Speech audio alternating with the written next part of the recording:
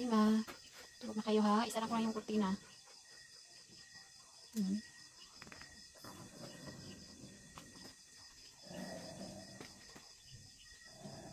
Ayan, yung mga aso, gabi na. Tulog na sila. So, dyan lang sila natutulog.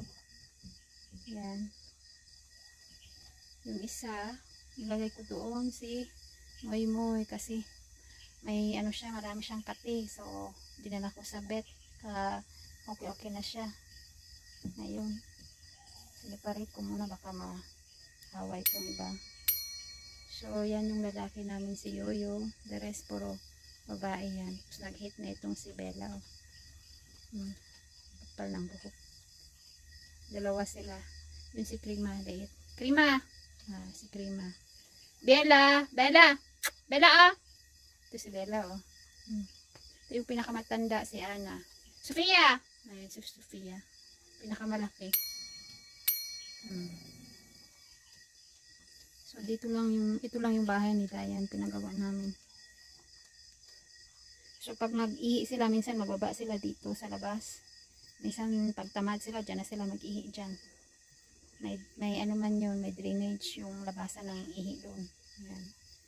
Tapos doon, pag may nanganak doon namin nilagay sa loob. Yung may papi pa na isa. Yan, dyan siniparate lang. Kasi pag ilagay mo yung papi dito, ano nila ito.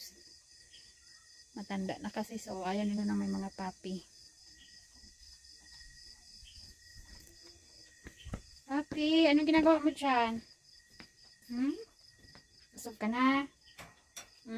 Kano lang isa?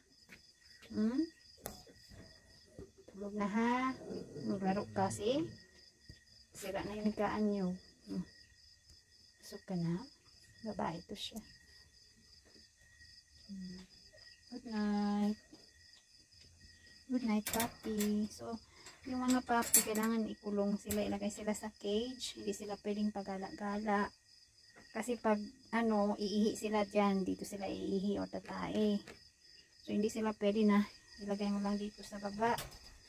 Pwede sila ilagay dito mga 1 hour, 2 hour para maglaro. Pero the rest, ilagay mo muna sila sa cage hanggang sa mga 6 months sila. Marunong na silang bumaba doon at magtae sa labas. Pag ganito, kailangan sa cage muna. Kasi ito yung higaan nila. Diyan sila mahiga. Tapos pag ihi or tatae dito. Para safe. Malayo sa sakit. Tsaka parvo.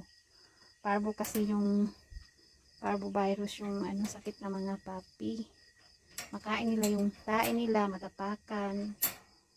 Tsaka yung ihi. So dapat sa cage lang. Pag adult na sila, gaya nila, ito. Iiyan sila doon sa labas.